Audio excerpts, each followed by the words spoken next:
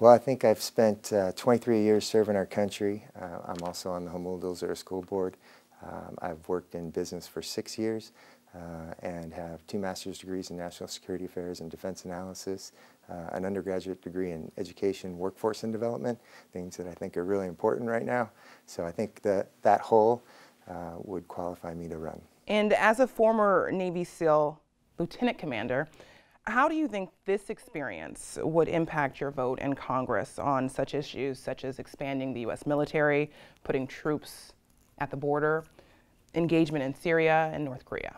Yeah, having served overseas myself, I know how critical it is to employ American men and women in harm's way. And so I would take those questions extremely seriously. I know what it means to lose people, friends, while serving their country.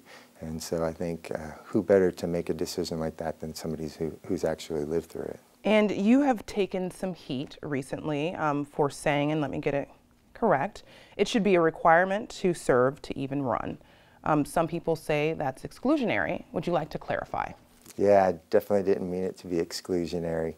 I think it was a poor choice of words. And there's so many people that serve in so many different ways, and that's what I was trying to come across to indicate that we should have this desire to serve our country. We all enjoy what our country provides for us, but it takes a lot of work to keep it going. This experiment of democracy. My daughter's up at UC Santa Cruz and she wants to be a teacher. That's a great way to serve public education. It's really important to me while I'm on the school board. So please, everybody serve in any capacity that they can. That was my intent.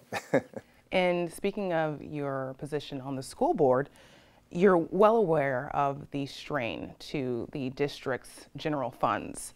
What do you consider the biggest issue impacting California schools, and what would you be able to take on in DC concerning these issues? I'm so glad you asked that. I know that the public schools are funded through the states, but just in the Homoldelzer School District, we had 4 students come in that have special education needs.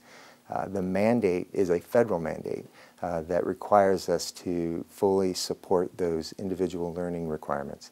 And this in particular is a $295,000 bill, which $40,000 of it is the only part that's paid by the federal government.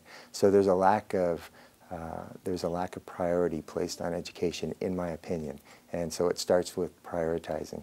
As you know, California is the 6th largest economy in the world, and yet we only pay about 42nd level for our education. So that's an indicator that we're not paying enough money, putting a high enough priority on education. And records show as recently as 2010, you were registered as a Republican. What's changed? Why'd you leave the party?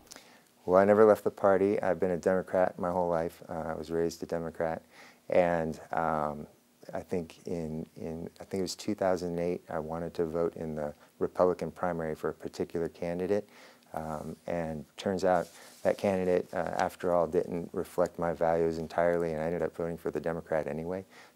But I think we're putting too much focus on labels of parties, and I'm running against just the opposite of that. I want to put the country ahead of party. That's what I have consistently said out when I talk to folks in the community, and that resonates with folks. I think people are tired of the back and forth bickering between the far left and right of our parties, and what's most important is being Americans. That's something that can unite us all.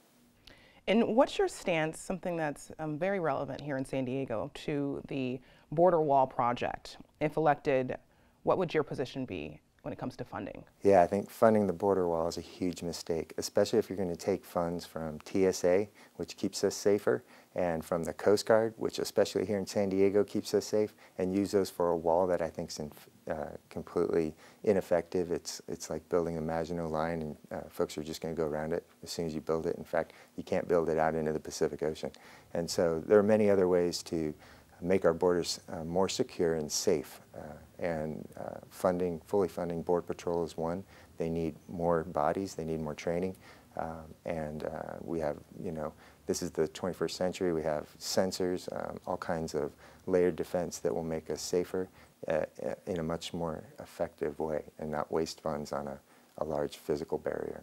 So Congress has not passed a replacement for DACA. Would you support a bill that would provide a path to citizenship for people in the U.S. who are brought to the U.S. illegally as children? Yeah, the DACA immigrants, that's delayed action for childhood arrivals, and we should actually absolutely take that action now, and I would support doing so. Josh Butner, thank you so much. Thanks for having me.